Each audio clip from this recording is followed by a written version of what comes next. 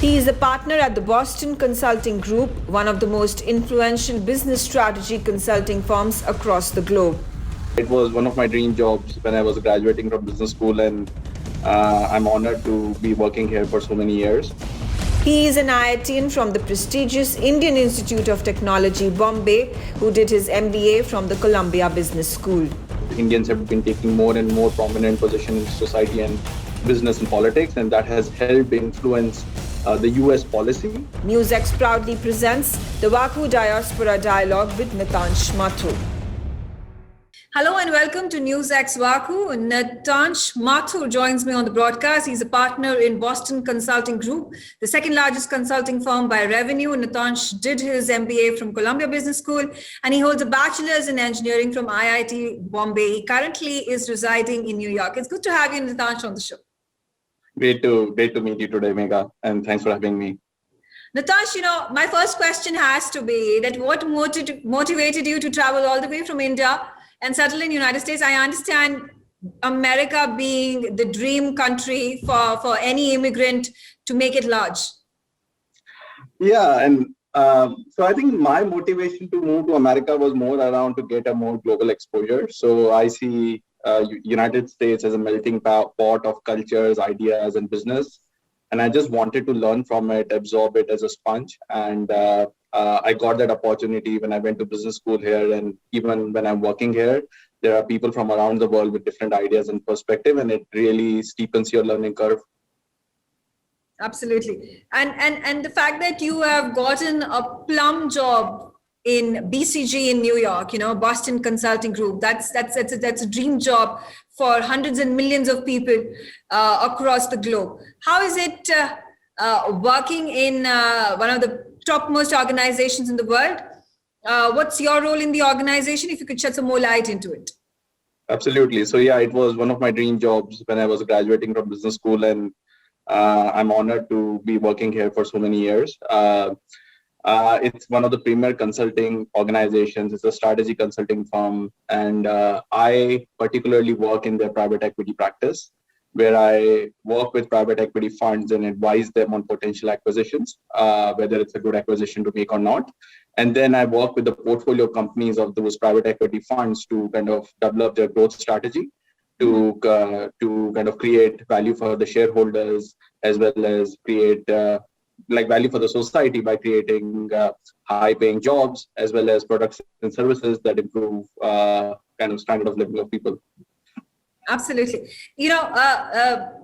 There's already a title attached to you when you traveled all the way from Bombay. IIT Bombay is where you studied your engineering from. You came to United States. You did your MBA from Columbia Business School. Obviously, the IITians in United States are a venerated lot. They are an honored lot. So much so that there is this forum by the name of Pan IIT US that is very recognized. It is extremely influential. Yeah. Especially when it comes to the strategic and the political sector. If you could shed some more light into it, are you part of it? How does this entire procedure work with this huge lobby coming in from the Indian American side? Yeah, so I am part of the Pan IIT Forum, and it's a very well-known and well-regarded brand in the US. Funnily, when I was in business school and when I used to interview with companies, I used to get more traction just because I was from IIT versus I was from even though I was doing an MBA from a Ivy League business school. And yes, IITians are doing really well in the US. They're at the forefront of business. They have a very strong lobby, and they do well in academia as well. So it's a very strong brand. It helps the Indian image in general in the US and has been doing really well over the years. What should be the next step? Like I said, IITians, the IIT Pan IIT US Forum is extremely influential when it comes to the strategic sector and the political sector. There are a lot of these lobbyists, especially from the Indian American side. If we have to if the politics and policy needs to be changed, amended, be the Biden administration or the erstwhile Trump administration, this is the revered right route to go through to get things done, to Absolutely. Get fixed. How is the feeling as an Indian, of the Indian community living in America and having IIT viewed as the topmost engineering college in the whole entire world? Yeah, like I think again, like it's been a privilege first of all for me to get into an IIT and represent the brand.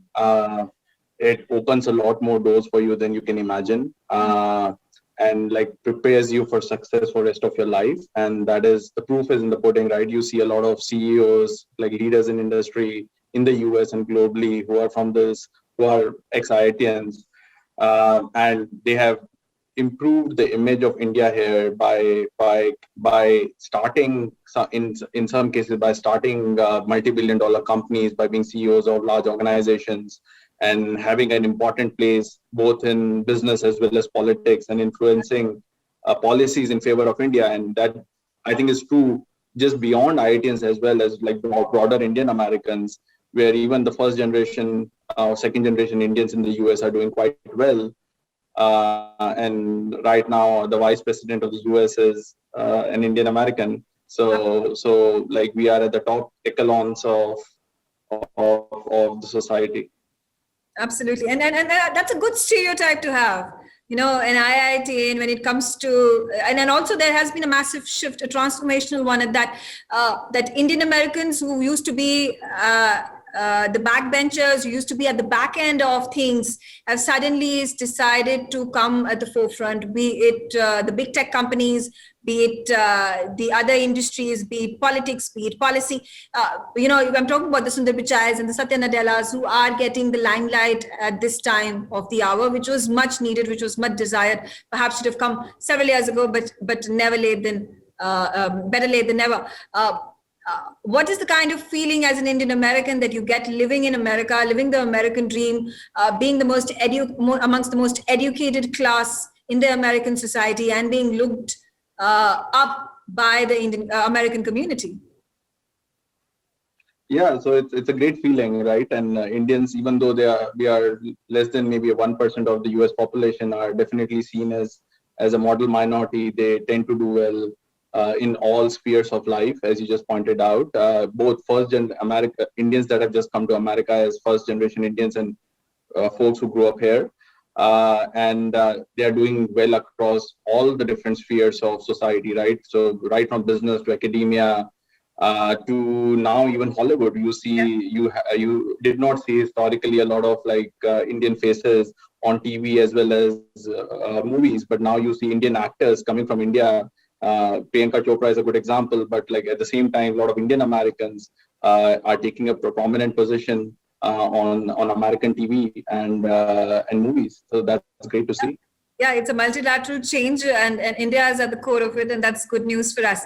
But do you also notice that there has been a transition in the role that is being played by Indian Americans in the strategic arenas, in the sectors of the American society, be it defense, be it strategy, be it politics, and keeping in view of the recent shift that has taken place with the common adversary that China has become to the entire world, including the United States. So the focus being brought about strategically, politically, geopolitically as well, on India, and all this talk that continues to happen about Quad, with Secretary of State Antony Blinken also arriving in India next week. So there's a lot of noise and the right kind of narrative and noise that is being created over here between the two nations, so as to bolster the bilateral ties, bolster the trade ties. And there was an issue with regards to the immigrants, the visas. Those are also being ironed out at this time. Yeah, absolutely. And I think India and America are like clear natural allies, right? They are the two largest democracies in the world. They share some of the same core values as two countries. Yes, especially with the rise of China in Asia, I think Indian-American ties have become closer over time. And as you're rightly pointing out, that over the last 10 to 20 years, Indians have been taking more and more prominent position in society and business and politics, and that has helped influence the US policy in favor of India in many cases. So that's a great refreshing change to see, and just the overall image of India from just like maybe a third world country to an emerging superpower has definitely helped. Absolutely. Thank you, Natansh, Mathur, for joining me on the broadcast. It's good to have you and wishing you all the very best for all your future endeavors, living in New York, living the American life, living the American dream, and making the Indian community very proud of you. Newsex's ITV network have proudly launched the Vaku Diaspora Broadcasting Network. Vaku DBN will be India's first mainstream platform dedicated to the diaspora community. Help support us. Become Vaku patrons at memboro.com/Vaku. You will get the first access to our interviews, make recommendations, merchandise access, ask questions, and get a shout out of thanks on our TV shows. You can also suggest to us who should get the Vaku Golden Chakra Awards and also tell us who should get into the Vaku Hall of Fame. Limited memberships are available at 100 rupees per month on Memboro Vaku. Sign up now. Log on to memboro.com/Vaku.